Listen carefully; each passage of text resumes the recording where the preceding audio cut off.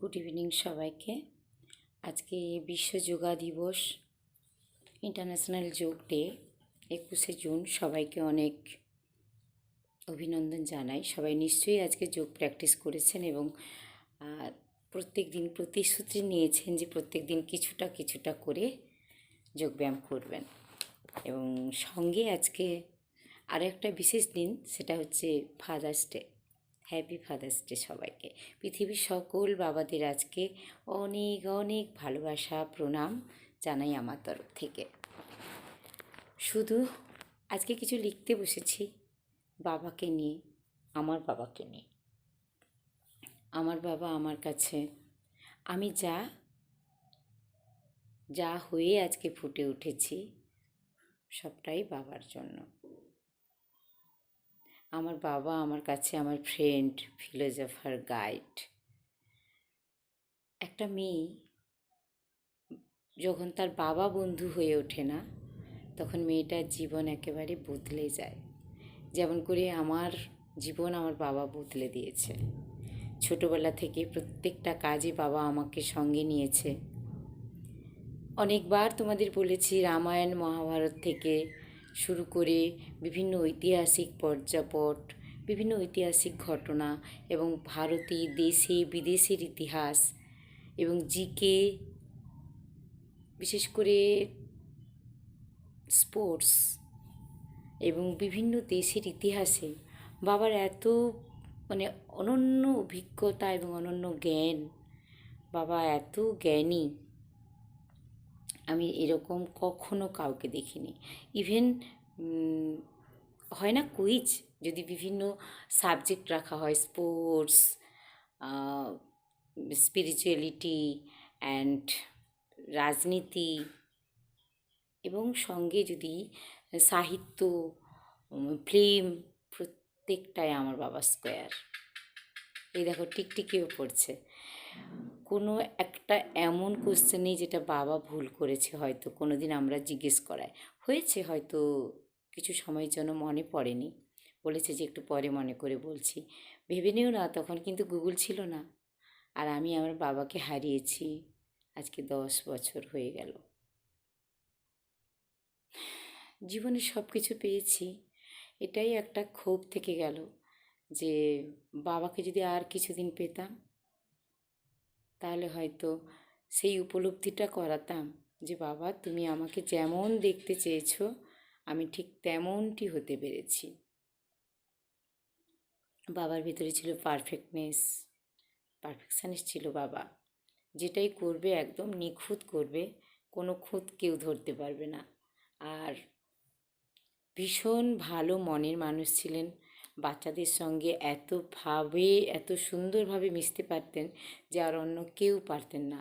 আর আমার তো কখনোই মনে পড়ে না যে আমাকে কখনো নাম ধরে ডেকেছেন বাবা। আমাকে সবসময় মা বলেই ডেকেছেন। আর প্রত্যেকটা গ্রামের আশেপাশের বাড়ির লোকজনেরা বলবে, এবং আমার আত্মীয় স্বজনরা সবাইকে, যে যেমন মাসি, ছোট অথচ তাদেরকে সম্মান দিয়ে কথা বলা বোধহয় বাবার কাছ থেকেই শিখেছি। কখনো এতটুকু বয়সের কাউকেও অসম্মান করে কখনো কথা বলেননি। আর কাউকে তো আমি কোনোদিন বকতেও শুনিনি যে তুমি এইটা করেছো কেন, এই যা এখান থেকে, এই কথাটা, এই ভাষাটা বাবার মুখেই শুনিনি। বাবা ছিলেন অত্যন্ত ক্ষমাশীল, দয়ালু, পরোপকারী, উদার, জমিদার বাড়ির ছেলে।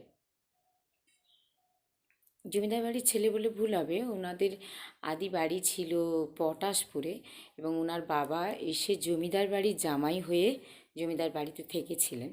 আমাদের বাবার মামা বাড়ি ছিল জমিদার, এবং ওদের যেহেতু মাসি, বাবার মা এবং আরও 3 বোন ছিল, তো কোনো ছেলে ছিল না, তাই ওরাই সব জমিদারের সম্পত্তি নিয়ে ওখানেই বসবাস করতেন। সেই সূত্রে জমিদারের একটা রক্ত বইছিল তাদের শরীরে। আর উদার ছিলেন ভীষণ। এবং একটা যে গুড প্যারেন্টিং একটা মানুষকে ভালো জায়গায় নিয়ে যেতে পারে, তার প্রকৃষ্ট উদাহরণ হলো আমার বাবা। আজকে অনেক অনেক স্মৃতি ভিড় করে আসছে আমার সামনে। জানি না, সব তো বলা যায় না। যেটা বলবো যে আজ পর্যন্ত যে নিখুঁত স্পেলিংটা আমি লিখি, কি ইংরেজি কি বাংলা, তার প্রধানতা আমার বাবার। কারণ বিদ্যাসাগর মহাশয়ের প্রথম ভাগ দ্বিতীয় ভাগ কতবার যে আমাদেরকে মুখস্থ করে জল খাইয়ে লিখিয়ে একদম অভ্যস্ত করে তুলেছিলেন, তার কোনো তুলনা নেই। তার ফলে যেখানেই গেছি স্পেলিংয়ে কখনোই আমি পিছু পা হইনি এবং সব জায়গায় সাইন করেছি। আমার সমবয়সী বন্ধু বান্ধবীরা অনেক ভুল করলেও আমি কখনোই ভুল করিনি, স্পেলিং মিস্টেক কখনোই করিনি। সেটার অবদান বাবার। এবং ধারাপাত, নামতা সৎকিয়া যে ধারাপাত, ধারাপাত বই যে কত বছর বয়স পর্যন্ত আমাদের শিখিয়েছেন। বিশেষ করে এতটুকু যদি কোথাও লেগে যায় তাহলে বলবে রিপিট ইট। তোমাকে বকবেও না, মারবেও না, কিছু বলবে না, রিপিট। তুমি না লাগলেই, এবং তার যে সুফল, দীর্ঘ প্রসারী যে সুফল, সেটা এখন বুঝতে পারি। সত্যিই বলে মানুষ যে যখন নিজেরা বাবা মা হবে তখন বাবা মার কী করছে তোমার জন্য তখন বুঝতে পারবে। যখন কম বয়স থাকবে তখন কেউ বুঝতে পারবে না। আর শুধু বাবার এইটা নয়, আমাকে গড়ে তোলাটা শুধু যে শিক্ষাগত দিক দিয়ে তা নয়, ব্যবহারিক দিক দিয়ে কার সঙ্গে কী ব্যবহার করতে হবে, কী কথা বলতে হবে, বাবাকে দেখে দেখে আমি শিখেছি। আর সেটা আজকে আমার জীবনে অত্যন্ত ফলপ্রসূ এবং লাভদায়ক হয়েছে। আমার ছেলে বলে, মা, পৃথিবীর সবথেকে কঠিন কাজ হচ্ছে প্যারেন্টিং। গুড প্যারেন্টিং একটা খারাপ পরিবেশের খারাপ ছেলে যেমন খারাপ দিকে যায়, একটা গুড প্যারেন্টিং একটা ছেলেকে আরও উন্নত জায়গায় নিয়ে যেতে পারে, শুধু পড়াশোনা চাকরি পাওয়ার দিক থেকে নয়, একটা ভালো মানুষ হয়ে ওঠার জন্য। আর সেই প্যারেন্টিংটা আমি আমার বাবার কাছ থেকেই পেয়েছি। আমি অত্যন্ত গর্ববোধ করি যে তোমাকে আমার আমার জীবনে বাবা হিসেবে পেয়ে।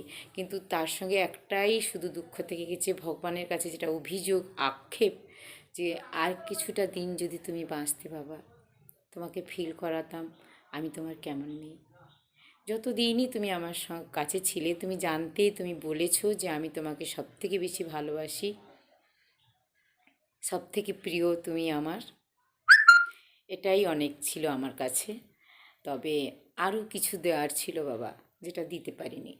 আবারও যদি কখনো মানুষের জন্ম হয়ে আমি তোমাকে আমার বাবা হিসেবে নয়, আমার সন্তান হিসেবে চাইব, যাতে তুমি আমাকে বাবা হিসেবে যা যা কিছু দিয়েছ তার শত গুণ আমি তোমাকে এবার ফিরিয়ে দিতে পারি। তুমি খুব ভালো মানুষ, যার ফলে তুমি সকালে সবার সঙ্গে কথা বলেছ, সব কাজকর্ম করেও দুপুরেই তুমি বৈকুণ্ঠ লোকে গেছো। এতটুকুও তুমি কষ্ট পাওনি বাবা। আমি জানি তুমি যেখানেই আছো খুবই ভালো আছো এবং সেখান থেকে আমাদেরকে আশীর্বাদ করছো।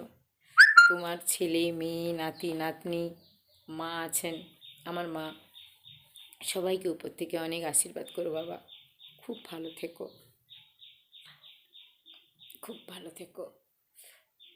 কাছে থাকলে হয়তো জড়িয়ে ধরে প্রণাম করে বলতাম হ্যাপি ফাদার্স ডে।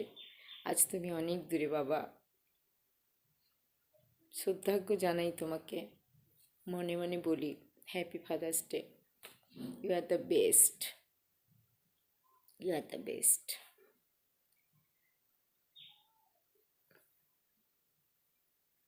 আমি যখন বলি আমার বন্ধুদের সঙ্গে যে আমার বাবা আমাকে কী কী না শিখিয়েছে, ইভেন মেয়েদের যে এই যে সিটি মারা, সিটি দেয় না, সেই সিটি দেওয়াও আমার বাবা আমাকে শিখিয়েছে। তাহলে ভেবে দেখো তো, একটা মানুষ কত উদার, কত ক্লোজ না হলে একটা মেয়ের বাবা এত কিছু শেখাতে পারে না। আর বাবা, আমার কোনো রেজাল্ট বেরোনোর আগেই বাবা বলে দিত যে আমি ফার্স্ট হব, আমি কত নম্বর পাবো, কারণ আমার পড়া বাবা বলে দিত। আমি যখন একটা ক্লাস 5-এ অ্যাডমিশন টেস্টে অনেক বাচ্চার মধ্যে, প্রায় 500-700 বাচ্চার মধ্যে আমি ফার্স্ট হয়েছিলাম, বাবা কিন্তু বলেছিল যে আমি জানতাম তুমি ফার্স্ট হবে, এই দেখো টিকটিকি পড়ছে। তার মানে বাবার একটা দৃঢ় বিশ্বাস ছিল কোথাও না কোথাও আমি বাবার দেখানো পথে চলছি। বাবার হাতের লেখা অতীব সুন্দর ছিল এবং চেষ্টা করি বাবার মতো করতে। অতটা সুন্দর পারি না, কিন্তু চেষ্টা করি। আর বাবার সঙ্গে আমার শরতের সকাল, শরতের বিকাল, সমস্ত কালের সকাল বিকাল জড়িত। কারণ বাবা যখন মাঠে যেতেন আমি সঙ্গে যেতাম বাবার। বাবা যেখানে যেখানে যেত আমি বাবার, যাকে বলে একেবারে পেছন ধরা পিছু ধরা ছিলাম। বাবা যেখানে যেতেন আমি বাবার সঙ্গে যেতাম। আর যেখানে অনেক সময় এইরকম মনে পড়ছে, বর্ষাকালে একবার উজান ছাড়া হয়েছিল জমিতে, পুকুরে আর জমিতে আর কি, মানে প্রচুর মাছ ধরা, ভীষণ বৃষ্টি, আষাঢ় মাস। বাবা কিছুতেই নিয়ে যাবে না আমাকে, সাপখোপের ভয় আছে। কিন্তু আমি এত আড়ি করছিলাম, বাবা কিন্তু আমাকে নিয়ে গেছিলো। এবং সেই মাছ ধরার অনন্য যে অভিজ্ঞতা, উজান ওঠার, সে অভিজ্ঞতা কখনো ভুলবো না। এছাড়াও একটা খুব কথা সবসময় মনে পড়ে, বাবা ঠাকুর, তখন তো অনেক অনেক যুগ, প্রায় 40 বছর আগের কথা বলছি। তখন তো রাস্তাঘাট কাদা মোরাম বলে কিছু ছিল না, আর যানবাহনের এত ব্যবস্থা ছিল না। সবাই হেঁটে হেঁটে ঠাকুর দেখতে যেত। তোমাদের হয়তো আগেও বলেছি, বাবা হেঁটে হেঁটে ঠাকুর দেখতে যাবে, আর একটা দাদার সঙ্গে বেরিয়েছে, আমি পিছু নিয়েছি। বাবা আমি তো যাব, বাবা কিন্তু আমাকে নিয়েছে। এবং গোটা রাস্তা সারাটা দিন এক আধবার হয়তো আমাকে একটু হাঁটিয়েছে, কিন্তু মানে চলতে দিয়েছে মাটিতে। সারাটা দিন আমাকে এই কাঁধে করে বয়ে কত ঠাকুর দেখিয়ে আমাকে বাড়ি ঘুরিয়ে এনেছে।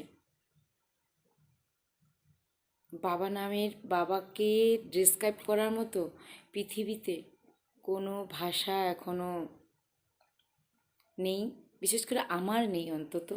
আমার বাবাকে সেটা ডেসক্রাইব করার মতো। আরও অনেক অনেক ঘটনার কথা মনে পড়ে। বাবার সঙ্গে মাঠে কাজ করতে গেলেও বাবা গল্প করে। আসলে বাবা এত জ্ঞানী ছিলেন আর এত মাটির সঙ্গে যুক্ত ছিলেন, জ্ঞানী নট অহংকারী। আর বাবা বলতেন, কাউকে কিছু দিয়ে কখনো সেটা বলো না, তাহলে দেওয়ার কোনো মানে থাকে না। আর কেউ কখনো এলে তোমার কাছে, তুমি তার যথাসাধ্য, কেউ তোমার সাহায্য চাইলে যথাসাধ্য উপকার করো, ভগবান তোমার মঙ্গল করবেন। বাবার কাছ থেকে এতটা আধ্যাত্মিকতা, এত মানুষ চিনতে পারা, মানুষকে সাহায্য করা, ভালো ব্যবহার করা, যা কিছু পেয়েছি, যেগুলো আজকে আমার জীবন একেবারে বদলে দিয়েছে।